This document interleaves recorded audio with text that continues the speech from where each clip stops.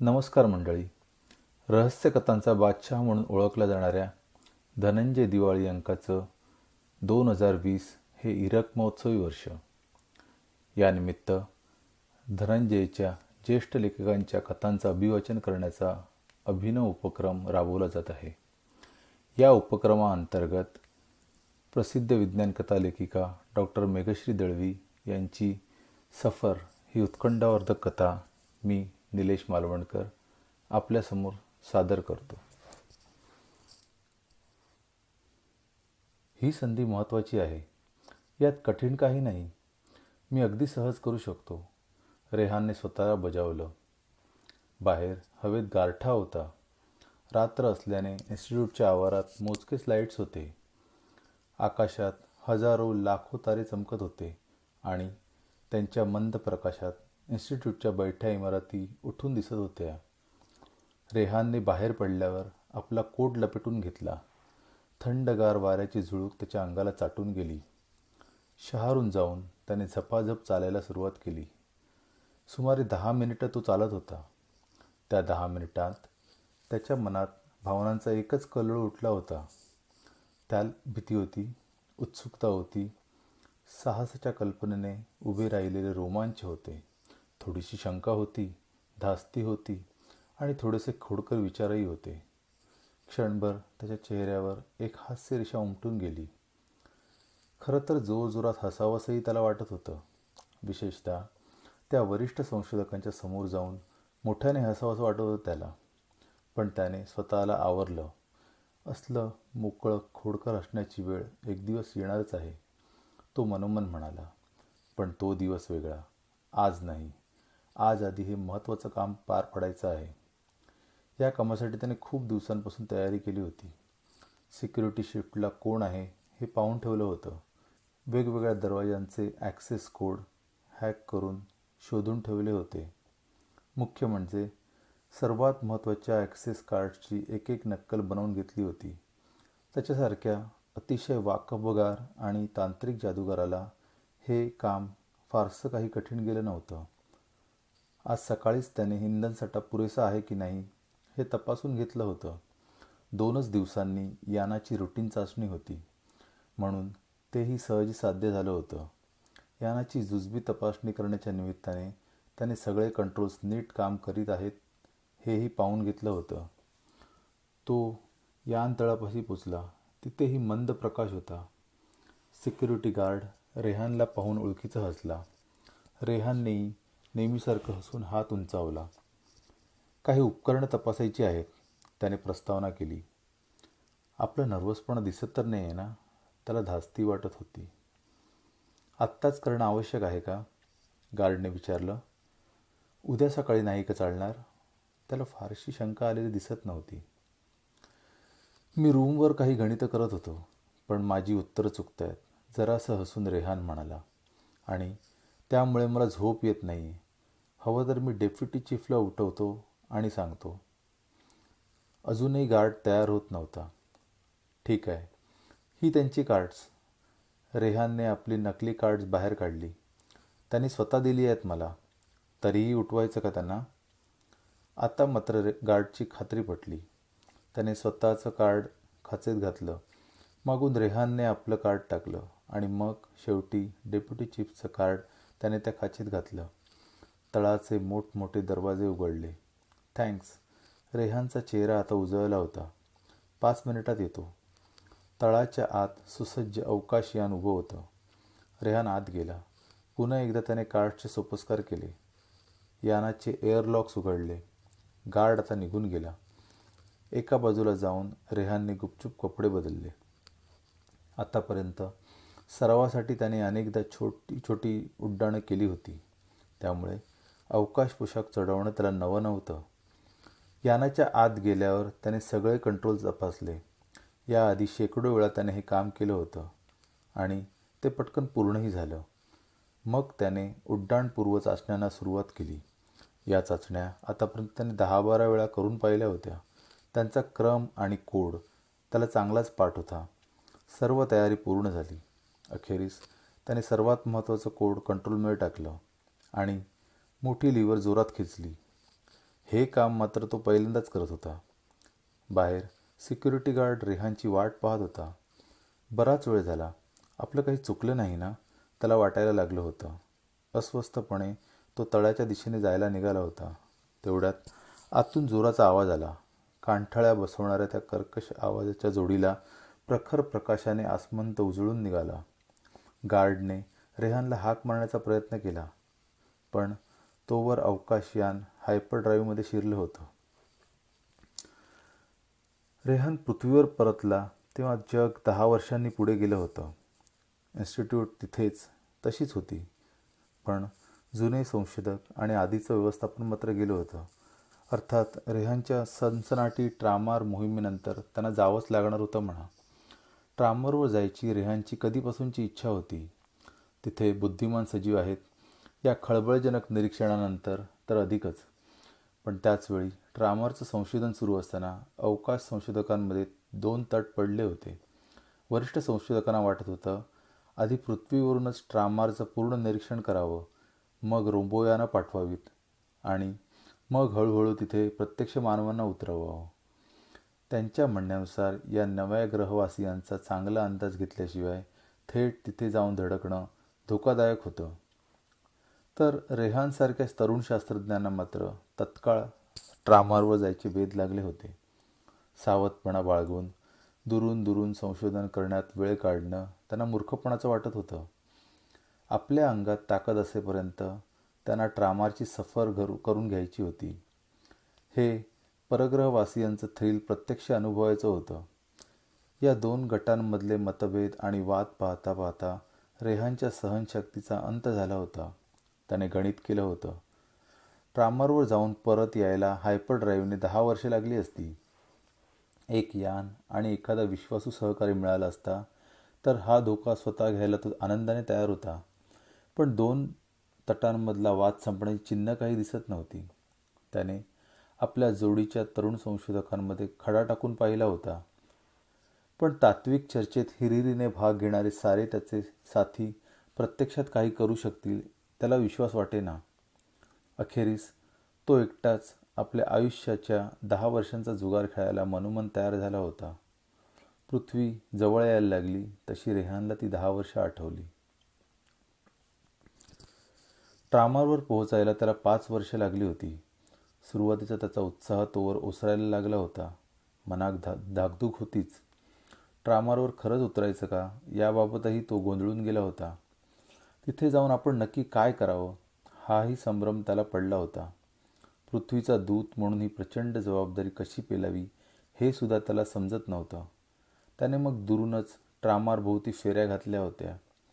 लांबूनच तिथल्या सजीवांचं, त्यांच्या जीवनशैलीचं निरीक्षण केलं होतं. पहिल्यांदाच आढळलेले हे परग्रहवासी म्हणजे काही फारसे नाट्यपूर्ण नव्हतेच. त्यांना साधारण माणसासारखे 2 हात 2 पाय होते.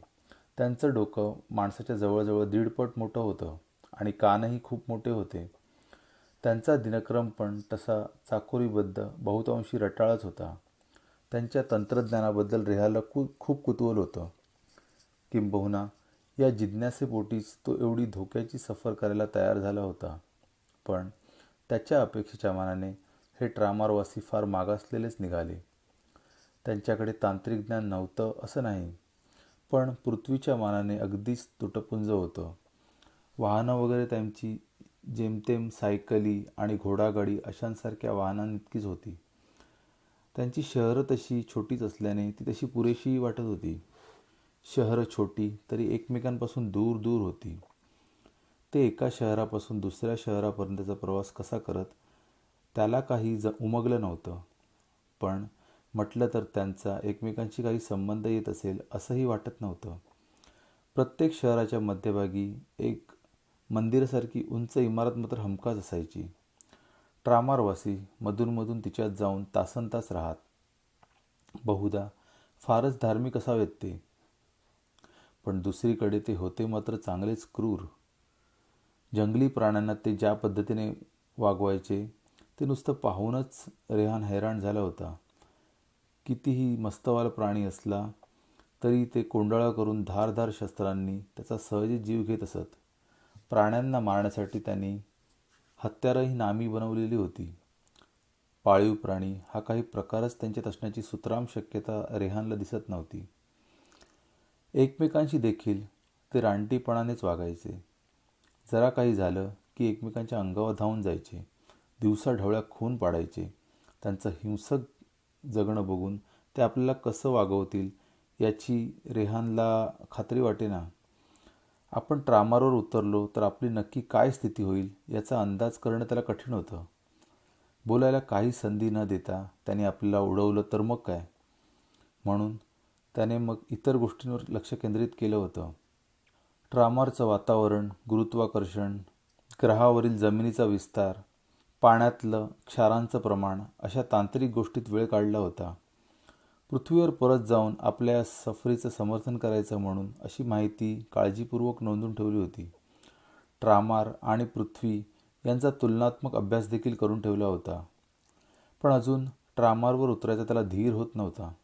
मध्येच एकदा त्याला एका शहराच्या मध्यभागी जमून एक गट आकाशाकडे रोखून पाहताना दिसला. सगळे कसे तावातावाने बोलत होते. त्याने आपल्याला पाहिलं की काय, त्याला एकदम भीती वाटायला लागली. तोवर त्या गटात चांगलीच बाचाबाची होऊन 2-3 जण मारामारीवर आलेले दिसले. त्यातल्या एकाचा डोळा अक्षरशः रक्तबंबाळ झाला होता. पण पुढे काही व्हायच्या आतच तो धावत मंदिरात गेला होता आणि डोळ्याचं पातं लवतं न लवतं तोच दुसऱ्या शहरात दुसऱ्या मंदिरातून बाहेर पडला होता. म्हणजे ही मंदिरांसारखी इमारत त्यांची काहीतरी वाहतूक यंत्रणा असणार. त्याने मनाशी खुणगाड बांधली. तर मग त्यांचं तंत्रज्ञान प्रगत होतं तर. पण आपल्यापेक्षा वेगळं त्यांनी हायपरड्राईव्हसारखं काहीतरी रोजच्या प्रवासासाठी शोधलं असणार. म्हणून तर त्यांची इतर वाहनं अशी बेकार होती. रेहानचा अंदाज चालू होता. याआधी आपल्याला हे कसं उलगडलं नाही त्याला प्रश्न पडला. पण बहुधा आपल्याला हे सगळे सारखेच दिसतात ना, म्हणून असावं. हा एक जण त्याच्या रक्ताळ डोळ्यामुळे आपल्याला चटकन ओळखू आला. तोवर त्या गटात आणखी 2-4 मरणासन्न होऊन पडले होते आणि बाकीचे टक लावून आकाशाकडेच पाहत होते. बापरे, ह्यांचं एखादं मंदिर हायपरड्राईव्ह नसेल ना.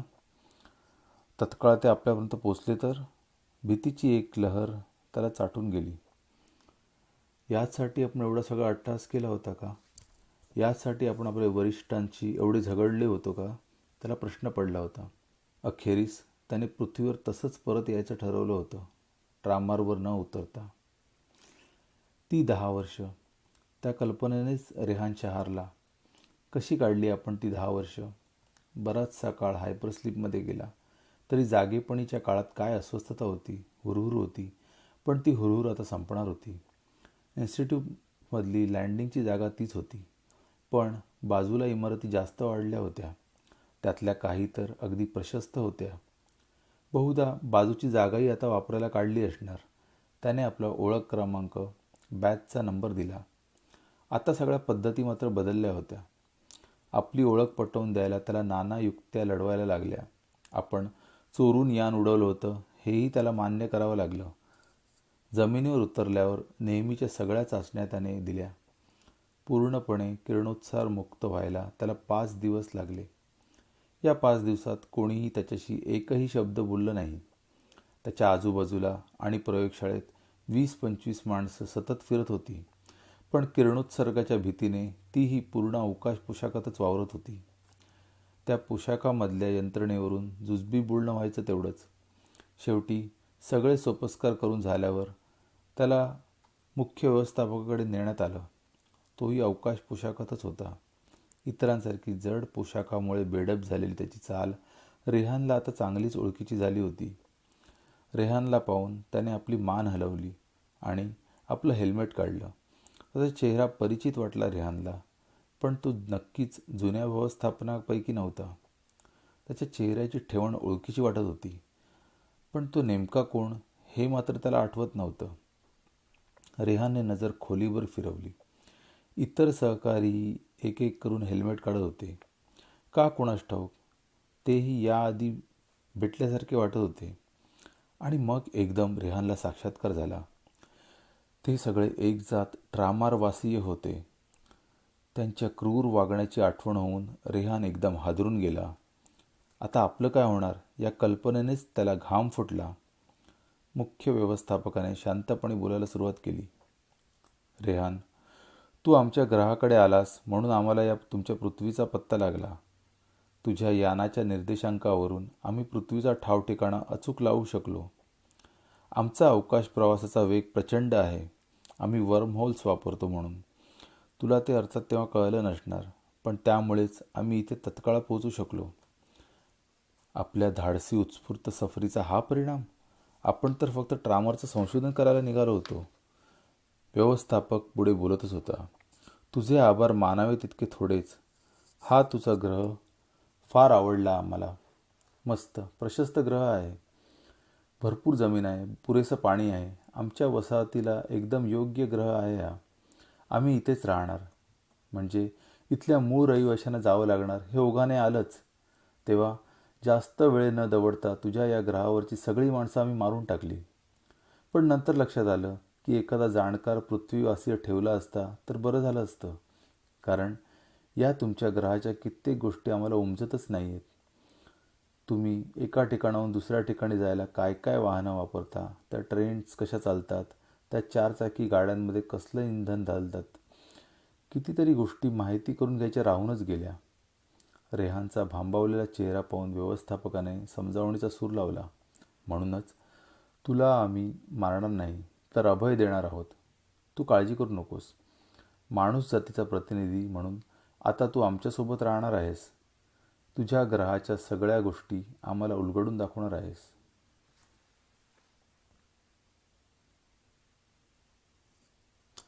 तर आपण ऐकलीत मेघश्री दळवी यांची कथा सफर. अभिवाचन निलेश मालवणकर. धन्यवाद.